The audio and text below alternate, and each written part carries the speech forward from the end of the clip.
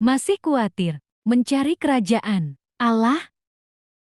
Firman Tuhan mengajar kita, Yesus ngajarin kita bahwa supaya kita nggak usah khawatir sama hidup kita sendiri. Kita nggak usah pusing apa yang kita mau makan, kita nggak usah pusing apa yang kita mau minum, apa yang kita mau pakai. Percayalah kepada pemeliharaan Bapa. Firman Tuhan dalam Matius 6 ayat 31 bicara soal sebab itu janganlah kamu khawatir dan berkata apakah yang akan kami makan, apakah yang kami minum, apakah yang akan kami pakai. Semua itu dicari bangsa-bangsa yang tidak mengenal Allah. Akan tetapi Bapamu yang di sorga tahu bahwa kamu memerlukan semuanya itu. Tetapi carilah dahulu kerajaan Allah dan kebenarannya, maka semuanya itu akan ditambahkan kepadamu. Yesus sudah kasih clue-nya sama kita.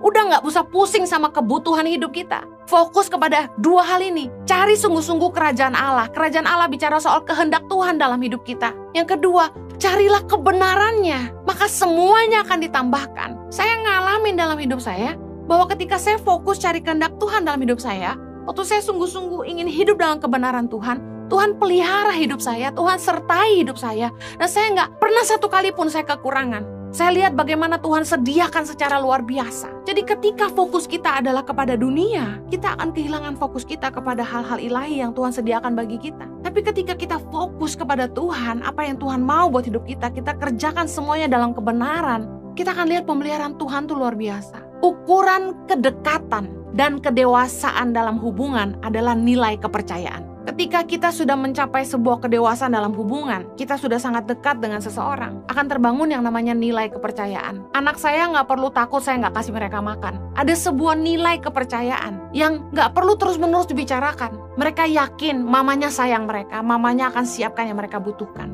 Bahkan sebelum mereka minta, saya sudah siapkan. Tapi kalau kita masih sering khawatir, berarti kita belum benar-benar mengenal Tuhan. Berarti iman kita belum benar-benar bertumbuh di dalam Tuhan.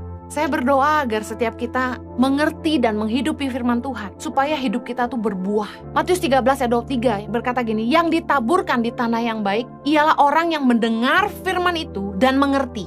Dan karena itu, ia berbuah. Ada yang 100 kali lipat, ada yang 60 kali lipat, ada yang 30 kali lipat. Benih firman Tuhan harus tumbuh. Artinya bisa dimengerti. Ketika kita dengar firman, firman itu harus tertanam dalam hati kita. Harus bisa tumbuh. Artinya kita bisa mengerti firman. Dan harus berbuah. Berbuah dalam apa? Dalam perilaku kita. Tingkah laku perbuatan kita. Bisa dihidupi. Bagaimana kita memperlakukan orang lain. Bagaimana kita mengampuni orang yang bersalah kepada kita. Bagaimana kita belajar mengasihi Tuhan dengan melakukan firman-Nya. Saya berdoa gini. Setiap kali Anda dengar firman, Anda sungguh mampu memahaminya. Kemudian diberi hikmat sama Roh Kudus untuk menghidupinya. Dan ketika engkau berusaha mengerti, renungkanlah firman itu. Supaya dalam perenunganmu, Roh Kudus memberikan rema, memberikan contoh bagaimana menghidupinya. Itu yang saya alami dalam hidup saya. Dan itu juga yang saya bagikan. Yang menjadi sebab orang mandur rohani. Yang pertama, karena mereka tidak mengerti.